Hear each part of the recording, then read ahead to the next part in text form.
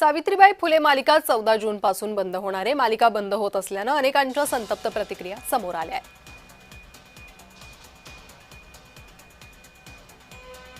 14 तारखेला मालिका बंद होईल आणि त्याच आठवड्यात मला आता माहित नाही कुठल्या वाहिनीवर, कुठल्या प्लॅटफॉर्मवर, कुठल्या माध्यमात हे मला माहित नाही, पण जर माझी विचारांशी बांधिलकी आहे तर 14 जूनला मालिका बंद होईल आणि त्याच आठवड्यात मी मालिका पुन्हा सुरू करणार, हे तुम्हाला ठामपणे सांगतो।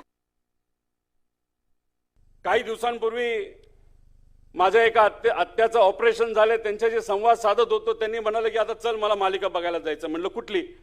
ते म्हणले महात्मा फुले आणि आपले क्रांतिज्योती सावित्रीबाई फुलेंची, डॉक्टर अमोल कोल्हेंची मालिका, ती आता मला बघायला जायचंय। म्हणजे रेग्युलरली ही मालिका बघणारे लाखो करोडो लोक आहेत आणि ती मालिका आज जर थांबवली जात असेल तर एक तुम्ही समजून घ्या, फक्त मालिका थांबवलेली जात नाही तर विचार त्या ठिकाणी थांबवण्याचा प्रयत्न काही लोक तिथे करत आहेत।